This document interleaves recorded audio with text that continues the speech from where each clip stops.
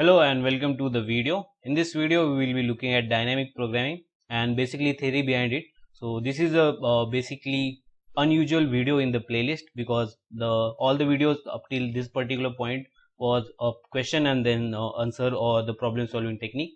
So in this case, what we are going to do is first I will be explaining a bit of theory and what is the dynamic programming, and you can see that there are WH questions. So I feel that in order to learn any concept, asking question is very important. So we'll try to answer these particular questions, and after that I think there are 4 problems in the HackerRank interview preparation kit playlist. So after learning these basic concepts, we will move ahead to those particular 4 problems and we'll try to understand it there. So let's start with this particular video, and here we are discussing dynamic programming. So let's address the elephant in the room. So many people think that dynamic programming is hard. So let me provide you a counter argument. Dynamic programming is not hard, but it solves the problem which are inherently hard, which had like exponential time complexity. We try to bring them to the, what we can say, polynomial time complexity. So if I give you an analogy, similarly many people think that having fever is a bad thing. However, having fever is a good thing. That means there was some infection in your body and your body is increasing your temperature, trying to kill those particular infection, bacteria or virus, whatever it may be. So having fever is a good thing, but people misunderstand it. Similarly, dynamic programming is not hard or bad. It solves those complex problems or the bad or hard problems. So it got its bad reputation for that. So so we will see all the aspects of dynamic programming. So let's start. First, we will discuss what is dynamic programming. So let's roll and go on the first slide. Sorry, not slide. So what is dynamic programming? So basic definition, if you check in on internet, it will say it is a problem solving technique where we use optimal substructure and overlapping and then try to find the optimal solution. I know that sounds complex, but we'll try to learn everything which we require in order to solve a dynamic programming problem. So if we say the basic definition would be, it's a recursive problem plus some common sense. And what the particular common sense is? Caching or storing those particular results which can be used at the later part. So we will see what is recursion plus common sense in the later part of the slides or in the example. After that, let's discuss what the main 2 terms which many people stuck at, that is optimal substructure and overlapping. Many people don't know what those are. So let's try to understand these two concepts using a simple example. So I have a basic example. Let's say we need to find a result of this particular function. Here f means function, mathematical function, not that of programming function. And in this case, let's say f of 1. After solving this particular function, let's assume that this is a complex mathematical function. After solving this, we will get result 2, and after solving f of 2, we will get, that is, result 3. So these are the assumptions we are thinking or we are taking particular point in mind that we have solved this particular function. So after coming at this particular position, we need to find solution for whole problem. So f of 1, we solved it. We know this is value 2, and after that the second value f of 2 is 3. So in this case, if you see f of 1 into f of 2, so this is a basic problem which is being repeated n number of times. You can see f1 into f2, f1 into f2, f1 into f2. So in this case, what you can say this, f1 into f2 is optimal substructure which gives the optimal result. So here the basic substructure, or let me go with different color, the basic sub problem. So our main problem was this, like we need to find a result for this. However, the basic sub problem are these two, like the f1 into f2 is the basic sub problem. So this is optimal substructure, you can say. Optimal is more of a keyword. We will learn about it more in the later slide. So this is a basic sub problem or substructure of the basic structure or the basic problem. So I hope you got what is the substructure. After this, let's go for the overlapping case. So in this case, let's again assume that after solving f1 into f3, we will get the result, that is 6. And let's say that we store this particular result in f of 3. So let's go with 3. So now in this case, after solving this much part, we come to this point and we see we are again doing f1 into f3. However, we know after multiplying f1 into f2, we will get f3. And as of now, we have this particular value stored. So rather than doing the computation, we can directly bring or fetch this particular value here. Similarly, after this, we can say, we say this again particular problem is being repeated. So this is what overlapping is. We are solving same problem again and again. So we will again bring that particular value here. Similarly, we are again solving the same problem which we did in the first part, that is f1 into f2 will always give the same result, that is 6. After this, let's consider that we are doing multiplication of this. So let's consider that f3 into f3. So this will give the result, that is 36. After getting this particular result, we see this whole problem is again being repeated somewhere, that is here in this case. So we saw that this is the 36 and similarly again this is the 36. So after this we multiply these two values and then get our result. So I know this is not the quite dynamic programming example, but I wanted you guys to know what is substructure and what is overlapping case. So substructure is the basic sub problem which can help us to derive the solution, or the we can focus more on it and which can be interpolated. And the overlapping is basically resolving the same problem and again and again. So we need to find that particular value, that is overlapping problem. So I hope you got these two particular what we can say keywords which are important in order to solve dynamic programming problem. So let's move ahead. I'm hoping you got everything which I said. If not, do comments. So I'll be happy to help you there. So let's move to the next slide. Okay. Now, why we are going to solve any problem with dynamic programming? We already have two beautiful methods, or we can say very efficient methods, that is greedy and divide conquer. Then why we are going with dynamic programming? So I just plotted why we need dynamic programming to be used for any particular problem. So in greedy approach, we can say we try to optimize the solution as much as possible. After that, in divide and conquer, we try to divide that particular problem in a sub problems similar which is to the dynamic programming. So one of the example for the dynamic divide and conquer would be merge sort or quick sort. So we divide the particular problems and we see how the particular solution can be derived. So I'll be adding a link here for the merge sort. And again, we have solved multiple problems in the greedy section. You can always check those out as well. After that, after divide and conquer and greedy approach, we use similar technique in the dynamic programming, that is of divide and conquer, and we try to answer each sub problem as not to repeat the calculation twice. So that means we try to get the overlap solution or overlapping problem, and we address it using storing that particular result and then using it. So after this, one of the major point is a greedy solution. There is a chance that it may find the optimal solution or may not.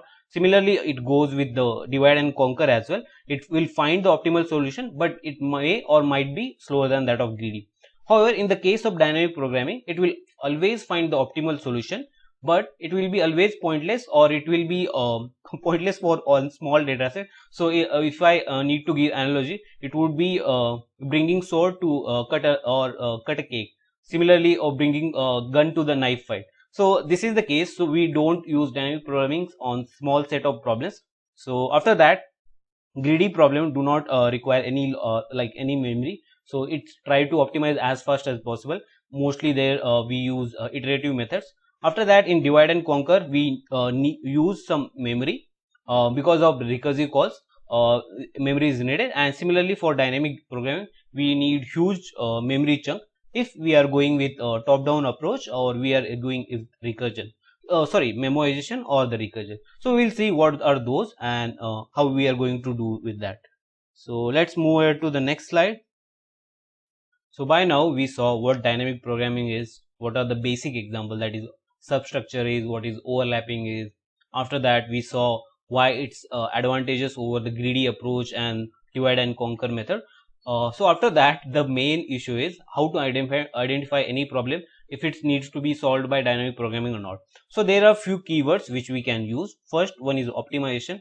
What I mean by optimization is the keywords, that is minimum, maximum, highest, lowest, at least, at most, and we try to identify these keywords. And after that, we understand this particular problem can be either solved with greedy approach or with the dynamic programming. So optimization is not enough enough strong keyword to go for dynamic programming. After that, it usually goes with the recursion. So this is also not a very good condition for going to dynamic programming. So because we can also solve any particular dynamic programming problem using iteration as well. So after that, these are the two main keywords which are the highlight of this particular example. So first, that is substructure. So we saw what substructure is. Again, we saw what overlapping is. So if we see all these 4 points in any dynamic like any problem, and that particular data set for that particular problem is big enough, then we can always go for problem solving using dynamic programming. So I hope you got this particular logic. If not, do let me know in the comments. I would be very happy to assist you there. After that, also address the elephant in the room, how to solve any problem using dynamic programming. So there are two main methods. So that is bottom up, which also called as tabulations. After that, there is another method, that is top and down, which is called as memoization. After that, these are the main primary methods, and for these two methods we take the help of basic recursion or iteration. So in the tabulations we generally go with iterations, and in memoization or top down approach we generally go with the recursion. But this is not like a line on the stone. You can always modify your solution to suit your best needs. So let's go ahead and check what bottom up solution is. So in bottom up, so basically I have taken this particular example from Geeks for Geeks. So if you have any doubt, you can always go there and check it. So how we are going to solve any problem using dynamic programming techniques. So first technique we saw, like we discussed, that is bottom up. So in this particular case, we always go for the least case or the base case, and from that particular point we try to go for the maximum case or end point. So in this case, this particular problem is taken for the finding factorial for given n numbers. So in this case, let's say our n is 5. Then in this particular problem, we have to find the factorial of 5. So how we proceed with this particular problem is, we first calculate the base case, that is factorial of 0. It will be always 1. So after that, we go iteratively 1, 2, 3, 4 and so on. And what we do, for each iteration, we calculate something and then store the value in our array or any variable, and we reuse whenever we need. So in this case, you can reuse this particular value for next iteration. So when I will be 2, dp of 1 will be used here. So I hope you got the basic concept. So I'm not going in detail in this particular video, because after this we will be having 4 problems where I'll discuss these two techniques at length. So in this particular video, I'm trying to give an overview of what dynamic programming is and how we can approach it. So after this, generally bottom up approach goes with the iterative method, and similarly the second method, that is top down, it generally goes with recursion. So as we can see here, this is the same problem. So we are trying to calculate the factorial for, let's say, 5. So in this case, what we do is, we try to find the last case and then come recursively till the first point. So it is quite advantageous over the iterative method, because in iteration you have to always go for 1 by 1 by 1. So it will be of O of n. However, this is not the case in the recursion. So because this is the basic problems and all the values need to be counted. So in real time or in real problems, there can be overlapping of solutions. So always memoization is quite what is popular, or many people goes for this. However, there are disadvantages with this as well. So let's first discuss what the approach is. First, we try to calculate the last value. So if you see in this particular case, there are two base cases. If we hit them, we try to return this value. After that, we calculate the value. So in this case, what it will be, 5 into, we will call this particular function for 4. After that, 5 into 4 into, after that we will call the function for 3. So this goes on till we get the basic condition, that is 0. So this is the top down approach. We calculate the last case and then go 1 by 1 with recursion, and we store the most recent value somewhere and then try to engulf it till we get the solution. So I hope you got what is the bottom up approach and top down approach. So let's compare what recursion is and what iteration is, similarly with what is top down and bottom up is. So let's focus on this slide. You can read it. I can pause it for 1 minute. So this image is taken for Free Code Camp, so you can always go there and check this out. So if we go with the recursion, so there is always main issue of getting stack overflow. So I hope this is the one of the main problem of going with the recursion, and after that you can always read it. So I don't feel there is a much of difference in recursion and iteration than that of stack overflow and the memory issues. However, the iterative might be slower, but I don't think in the larger picture, on the larger problem, there won't be that much of issue. So you can have a read on this. So let's focus on the most important, that is what is the difference between bottom up and the top down. So in top down and bottom up, so this particular image was taken from Geeks for Geeks. You can always go there and read more about it. So state transition relation is difficult to think. So what state transition relation is, that is the base condition from where we start. So this is hard in tabulations or the bottom up, and in memoization it's really easy because we are always trying to calculate the last value, so we know what we are trying to calculate, right? So after that, code gets complicated when lot of conditions are required in the tabulation method. Similarly, memoization is very easy and less complicated, hence it is quite popular. However, as I said earlier, it has a disadvantage that it mainly uses recursion, and it have recursion calls which can always end into the stack overflow. So that is not the case with tabulations and the sub problem solving. So if you guys have a read about it, so we discussed the similar thing where in the iterative method we have to go one by one and solve all the sub problems, and which is not the case with memoization. In the larger picture or in the real problems, we always get the overlap problems. So in that case, we don't have to solve each sub problem. And similarly, the table entries. In tabulation, we go from start to end, and similarly in memoization, we start to we try to go from the end of the part till we get the solution.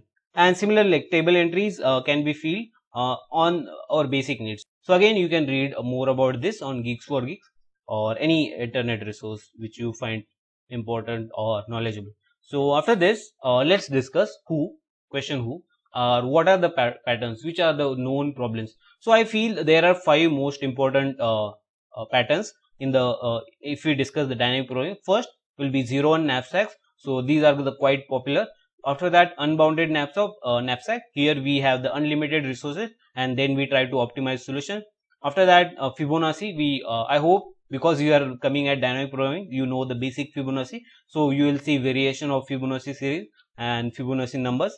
After that, palindromic subsequence. So this is one of the beautiful problem. So I hope I haven't discussed or made video on this particular problem. So you can check this particular problem in string section in the HackerRank problem solving. So I think there are 2 or 3 problems on this particular topic. You can check them out. They are quite nice problems. And after that, this is the most famous problem, that is LCS, longest common subsequence. So I don't think there is a problem on either of them, or directly on either of them in the dynamic programming subsection on the HackerRank. However, I feel there are 4 problems, and the problem setter must have chosen those particular problems in order to build our problem solving techniques. So after this, we will discuss those 4 problems. So I think first one is maximum sum sub array, something similar to it. So after this, I'll try to solve all the 4 problems whenever I'll get time. So I hope this was one of new try from my side. Do let me know how you feel about this. Is it good? Is it bad? If you have any constructive criticism, do let me know, or any suggestions, do let me know in the comments. And thank you for watching. Have a great rest of the day.